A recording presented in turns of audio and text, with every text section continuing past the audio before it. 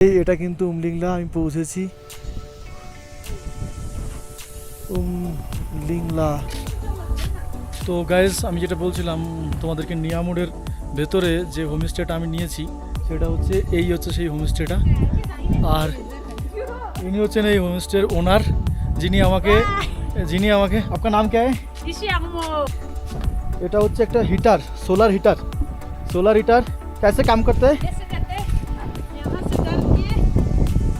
এই দেখুন, এটা দিয়ে যদি ঢালা হয় এটা দিয়ে ইনস্ট্যান্ট গরম জল বেরোবে, মানে আমাদের যেটা গিজারের থেকেও কম সময়ে কিন্তু এ গরম জলটা করে দেবে। এটা সোলার। इसका प्राइस कितना है?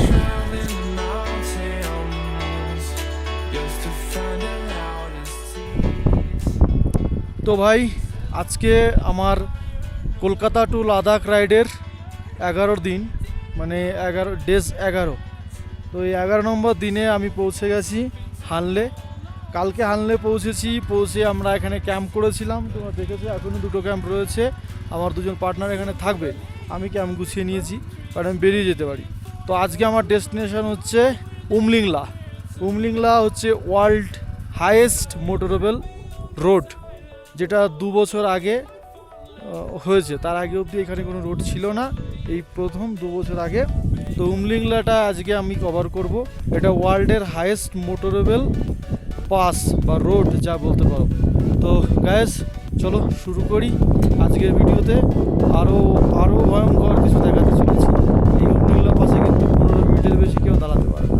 আমাদের ভাই সেখানে যাচ্ছে, আশীর্বাদ করো যেন রাইডটা কমপ্লিট করতে পারি। চলো গাইস, মোটো ব্লগিং সেটআপে দেখা হচ্ছে।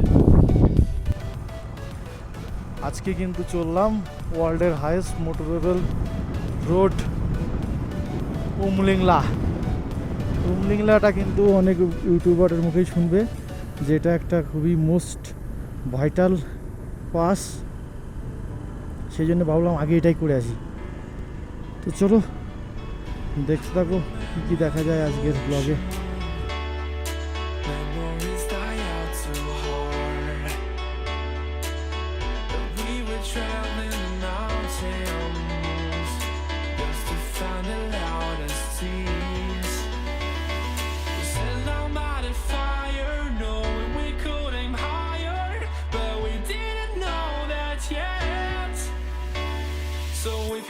Something to hold on to, gotta find it first.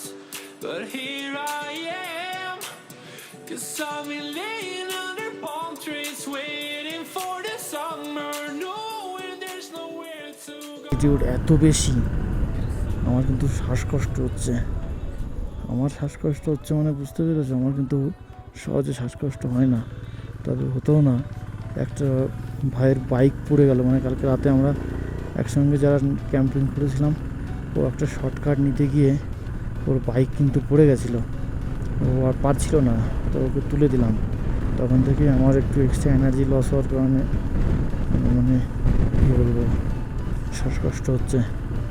যাই হোক, তোমাদেরকে একটাই রিকোয়েস্ট করবো, ভাই শর্টকাট নিতে যাও না, অনেক রাস্তা পড়ে আছে, শর্টকাট নিতে যাবে না। ওই রকম একটা রাস্তা চলে গেছে, ওই ধরনের শর্টকাট একদম নিতে যাবে না বাইক রাইডে এসে। যে নিচ্ছে নিক, তুমি নিতে যাবে না। যারা এসেছিলো সবাই এদিক ওদিক হয়ে গেছে, মানে এতটা টপে না কাউকে আর পেলাম না, একাই যাচ্ছি। যখন উমলিংলা করবো বলে বেরিয়েছি, তো উমলিংলা কমপ্লিট করেই ফিরবো। একটা গাড়ির আওয়াজ পাওয়া যাচ্ছে, হয়তো কেউ আসতে পারে। এই দেখো, এটা হচ্ছে বাবা ভোলানাথের মন্দির। জয় জয় পাগলা বাবা, আশীর্বাদ করিস বাবা। জয় পাগলা বাবা। এত উপরে এসে পাগলা বাবাকে দেখে একটু মনোবল বাড়ল। চলো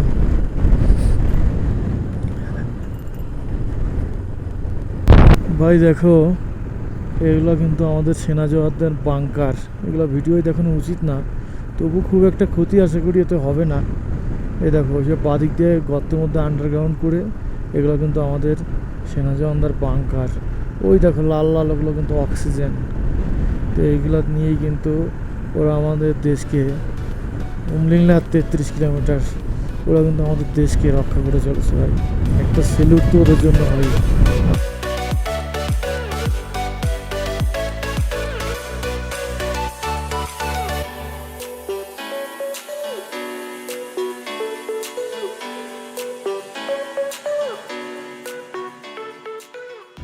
এসছিলাম গ্রুপ করে, এখন কিন্তু পুরো একা। তবে একা চলার মধ্যে যে একটা শান্তি আছে, একটা সুখ আছে, একটা স্বাধীনতা আছে, এটা কিন্তু আমি এবারে খুব ভালো করে বুঝলাম। একা চললে কী হয় জানো তো, আর একজনের কাছ থেকে না তার মতের পারমিশনটা নিতে লাগে না, যে ভাই আমি এখানে থাকবো আজকে, তুমি এখানে থাকবে কি, কোনো দরকার নেই। আমার মুড হয়েছে এখানে, তো শালা এখানেই থাকো, কেউ কিচ্ছু বলতে আসবে না। ওই জন্যে নচিদা বলে গেছে, একলা মানুষ মাতৃগর্ভে, একলা মানুষ চিতায়, আর মধ্যিখানের বাকিটা সময় একলা না থাকার অভিনয়। ওফ ভাই, সামনে দেখো ওই সাদাটা কিন্তু পুরো বরফ, ওই সাদাটা কিন্তু পুরো বরফ জমে আছে, পুরো বরফ। ওই দেখো নদীটা বইতে বইতে হঠাৎ করে জমে গেছে, মনে হচ্ছে আর আগাতে পারিনি। কি সিন है यार, कुछ प्रॉब्लम है भाई, प्रॉब्लम? হ্যাঁ ভাই দেখো নদীটা কিভাবে বরফ হয়ে জমে গেছে। এখানে একটা নদীর মতো ছিল, খাল মতো, পুরো জমে গেছে। এরপর দিয়ে এখন হেঁটে বেড়ানো যাবে, কি অবস্থা দেখো। ওফ গড। কালকের ব্লগে বলছিলাম না যে এই গাধাগুলো মালিককে বা এর কে পুষেছে। আজকে একজন আর্মির কাছে জিজ্ঞাসা করলাম, এগুলোর কিন্তু কোনো মালিক নেই, এগুলো কেউ পোষেনি, এগুলো ফ্রিতেই আছে, তোমরা যদি চাও নিয়ে যেতে পারো। গাধার সেরা ঠিকানা।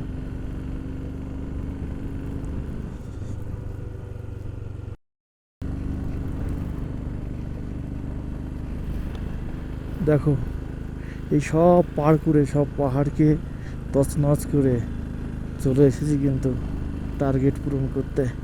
আর বেশিক্ষণ দেরি নেই। তবে হাই অ্যালটিটিউড, আমি খুব জোরে কথা বলতে পারবো না, এই সাউন্ডটাই তোমরা অ্যাডজাস্ট করে নিও ভাই। Umlingla world highest motorable road. তো আমার খুব আনন্দ হচ্ছে এইটাই, যে আমি কিন্তু এইটা আজকে কভার করছি। চলো দেখি উমলিংলায় কী আছে, এত লোক কিসের জন্য দৌড়াচ্ছে। ভাই ফাইনালি কিন্তু উমলিংলা পৌঁছে গেছি। আর এখানে অনেক রাইডাররা অপেক্ষা করছে, ছবি তুলছে, ফটোগ্রাফি করছে। আমি ওদের মধ্যে গিয়ে ডিস্টার্ব করব না, ওদের হয়ে গেলে আমি একটা ছবি তুলব।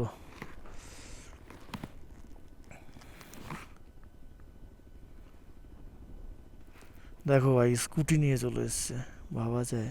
স্যালুট বস।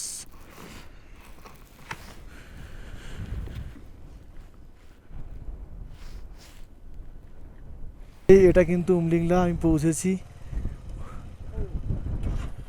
উমলিংলা। 19,000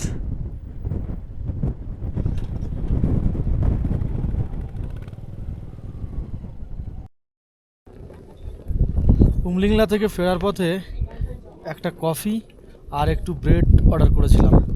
সারাদিন কিছু খাইনি, এই কারণেই খাইনি, অনেকটা হাই অ্যালটিটিউডে উঠবো, বমি হতে পারে, ওই জন্য হালকা খাবারের উপর দিয়েই চালাচ্ছি। তো একটা কফি আর ব্রেড দিয়েই এখন দুপুরের খাবারটা চালাচ্ছি। সন্ধ্যাবেলায় গিয়ে হয়তো বাড়ি কিছু খাবো। আজকে ইচ্ছা আছে প্যাংগং পৌঁছানোর, দেখি পৌঁছাতে পারি কি না।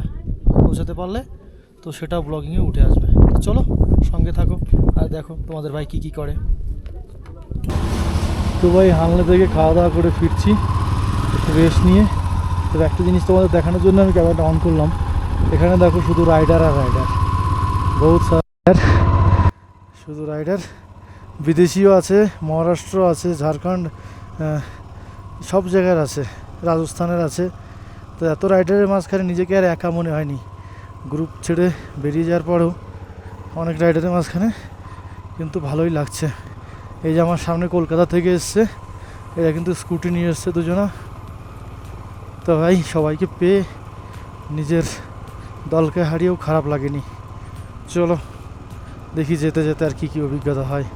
আজ এবারে আমার একটা অভিজ্ঞতা হলো, অভিজ্ঞতাটা পরে শেয়ার করব।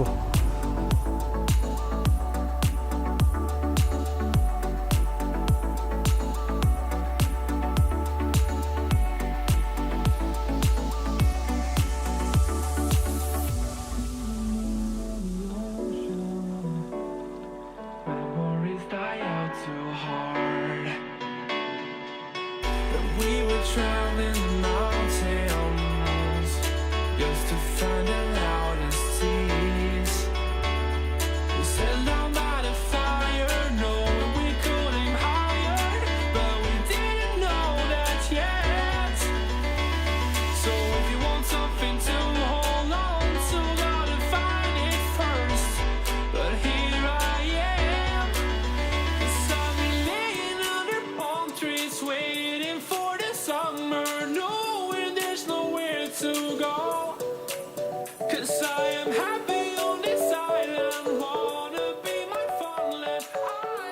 গাইস কুমিল্লা থেকে ফেরার পথে আমি তোমাদের বললাম যে আমার কালকে ব্যাংককে যাওয়ার কথা আছে। তোমরা জানো আমি ডেটটা একটু চেঞ্জ করেছি, নিয়মায় থাকবো। থাকতে থাকতে মাঝখানে দাঁড়াতে গিয়ে আমার দেখা হয়ে গেল দুজন বাংলাদেশি। বাংলাদেশ অ্যাকচুয়ালি আমার মায়ের বাবার বাড়ির দেশ, তো বাংলাদেশি দেখলেই আমার একটা ভিতর থেকে আন্তরিকতা আসে। তা ওরা প্রথমে বললো যে, আমি বললাম কোথা থেকে, বললো বাংলাদেশ। তারপরে আমি প্রথমে হিন্দিতে কথা বলছিলাম, ওরাও হিন্দিতে বলছিল। তা যাই হোক, ভালো লাগে। বাংলাদেশ কোথায় বাড়ি? হ্যাঁ, জামালপুর। আচ্ছা আচ্ছা, তো এরা দুজন হচ্ছে বাংলাদেশের জামালপুর থেকে এসছে। ওরা দিল্লি থেকে বাইক রেন্টে নিয়েছে। দিল্লি থেকে লে পর্যন্ত রেন্টে নিয়েছে। আর তোমরা অনেকেই জানো দিল্লি বা মানালির বাইক কিন্তু লেতে আসলে লোকাল যে ইউনিয়ন আছে এরা সমস্যা করে, এখানে রেখে দিয়ে আবার বাইক ভাড়া নিতে হয়। ওরা ওই ভুলটা করেছে, এখানে রেখে আবার একটা বাইক ভাড়া নিয়েছে। মানে যে কয়দিন বাইকটা হোল্ড করেছে তার ভাড়া দেওয়া লাগবে, প্লাস আর একটা নিতে হচ্ছে সেটা। তোমরা যদি বাংলাদেশ থেকে আসো বা অন্য কেউ বাইক রেন্টে নিতে চাও, এই ভুলটা দ্বিতীয়বার করো না। তো ভাই, কথা বলে ভালো লাগলো। আমি জ্যোতিকুমার বিশ্বাস, তোমাদের সঙ্গে আশা করি আবার দেখা হবে নতুন করে। চলো। তো ভাই দেখো, আজকে আমার যেতে হবে নিয়মা বলছে এখন সোজা। তো আমি এখন বেরিয়ে যাচ্ছি নিয়মার দিকে। সামনের পাহাড়ের ডগায় কিছু বড় পড়ে আছে, জানি না ক্যামেরায় আসছে কিনা। তো আমি আজকে গিয়ে থাকবো নিয়মা কিন্তু এখান থেকে আর 5 কিলোমিটার পরে আজকের ভিডিও এখানেই শেষ হবে। কালকে থাকবে প্যাংগং লেকের ভিডিও। তো গাইস, যারা আমার এই কলকাতা টু লাদাখ ভিডিওগুলো দেখছো তারা অবশ্যই কমেন্ট করে জানাবে আমার ভিডিও করাগুলো কেমন হচ্ছে। আর যারা চ্যানেলে নতুন তারা চ্যানেলটিকে সাবস্ক্রাইব করে দেবে। আর তোমরা এই লাদাখ সিরিজের সবকটা ভিডিও কিন্তু প্লে স্টোর থেকে পেয়ে যাবে। অতএব একটা ভিডিও দেখে যদি মনে হয় আরও কিছু ইনফরমেশন দরকার, প্লে লিস্টে গিয়ে সেখান থেকে কিন্তু বাকি ভিডিওগুলো দেখে নিতে পারো। তো গাইজ চলো, হোটেলে গিয়ে যদি সম্ভব হয় একবার দেখিয়ে দেবো, না হলে রেস্ট নেবো। আজকে প্রচুর টায়ার্ড। যেটাতে রয়েছি সেটা হচ্ছে লাদাখ থেকে মানে আনলে থেকে লে যাওয়ার রাস্তায়। এরকম একটা খেলা আগের দিনও দেখেছিলাম, আজকেও দেখছি। তাহলে একটু দাঁড়িয়ে যাই, এরা কেমন খেলে দেখি। পেট্রোল পাম্পটা দেখো, মনে হচ্ছে ফ্রিতে তেল দিচ্ছে, যে এত লোকের ভিড়। এটা লাস্ট পেট্রোল পাম্প। যারা হানলে যাবে তারা এই পেট্রোল পাম্পের লাস্ট পেট্রোল পাবে। এটা সব দিন কিন্তু থাকে না, আজকে খোলা আছে, অন্যদিন কিন্তু বন্ধ থাকে।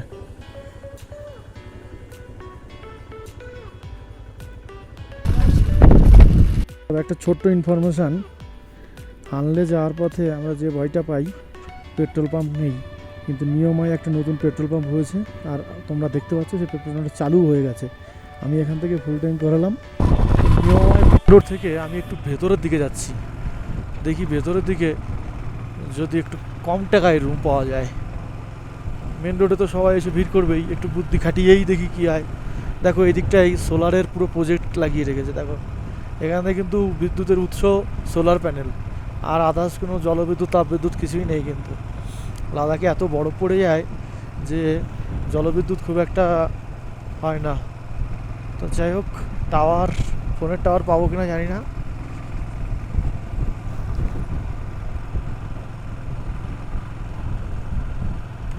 স্টেশন। আমি কিন্তু লাদাখের একটা একদম গ্রামে ঢুকে গেছি, নিয়মা গ্রামে। এখানে কিন্তু হোমস্টে খুঁজতে খুঁজতে এখানে চলে এসেছি, নিয়মা হোমস্টে।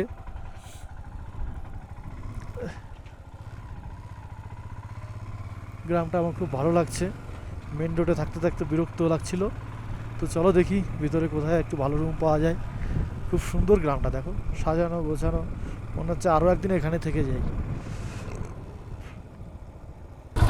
ভাই দেখো, এইটা খুঁজে পেলাম লাস্ট অবধি। একটু ভেতরে এসে আমার প্রফিটই হয়েছে। এরা 800 টাকায় রুমটা দিচ্ছে আমাকে।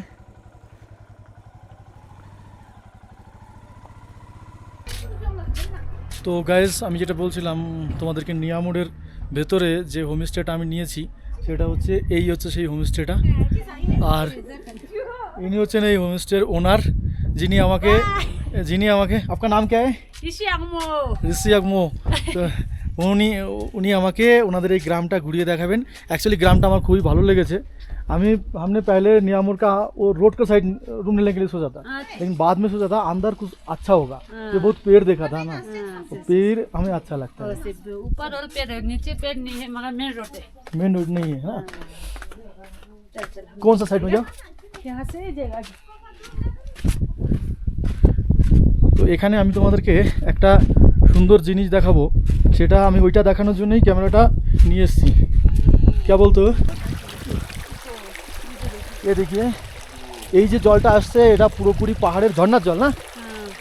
এই ঝর্ণার জলটা প্রচণ্ড ঠান্ডা, কিন্তু এই প্রচণ্ড জলটাতে তুমি হাত দিতে পারবে না। কিন্তু এটা হচ্ছে একটা heater, solar heater. Solar heater कैसे काम करते हैं? कैसे करते हैं?